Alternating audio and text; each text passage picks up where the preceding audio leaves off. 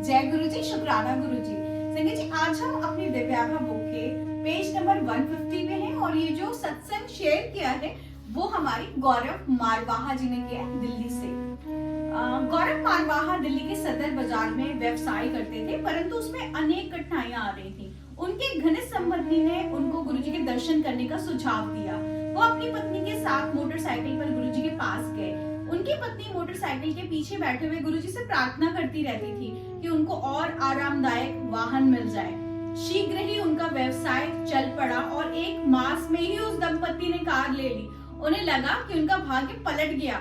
एक पुराने अनुयायी ने इसमें गुरुजी का हस्तक्षेप करने की बात करी तो उन्होंने उस पर विश्वास ही नहीं किया। गौरव की पत्नी ने सोचा कि वो तभी मानेंगी जब गुरुजी उसको पहचान पाएंगे।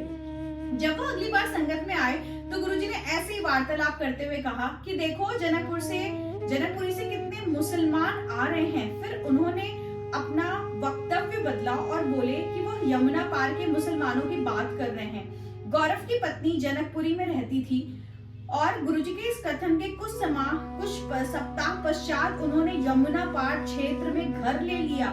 वह गर्भवती भी हो गई। दिन गुजरते गए और महिला गर्भ परीक्षण के लिए गई। विशेषज्ञों ने गर्भ संबंधित समस्याओं से अवगत कराया और गर्भपात कराने का परामर्श दिया। भक्तों ने दंपति को बताया कि वह गुरुजी पर आस्था बनाए रखें तो कोई अप्रिय घटना नहीं होगी। वह गुरुजी के पास आते रहे और अंततः उन्हें एक कन्या की प्राप्ति हुई।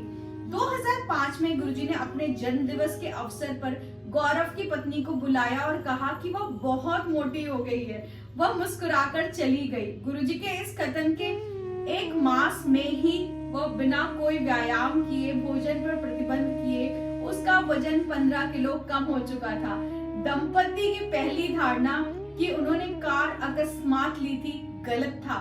गुरुजी स्वयं कहते हैं कि संयोग से कुछ नहीं होता, चुनाव से ही कामना की पूर्ति संभव है और ईश्वर होने के कारण गुरुजी ही उसका चयन करते हैं। जय गुरुजी, शुक्राना गुरुजी।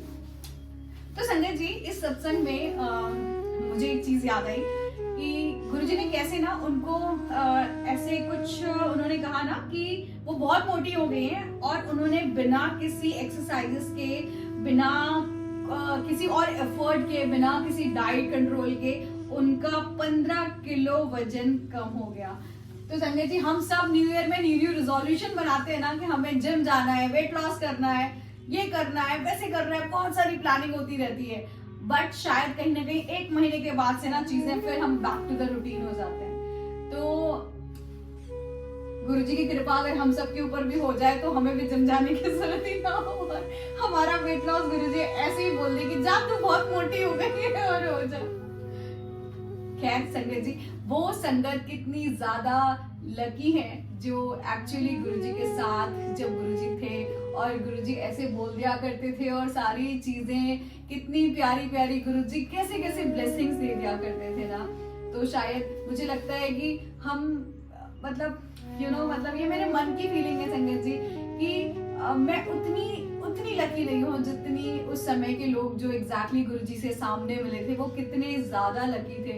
हम तो सिर्फ गुरुजी को फील कर सकते हैं, बट एक्चुअली उन्होंने तो गुरुजी को टच किया है, वो गुरुजी के साथ रहे हैं, वो गुरुजी के साथ बैठे हैं। सच में वो आत्माएं ना बहुत पुण्य थी।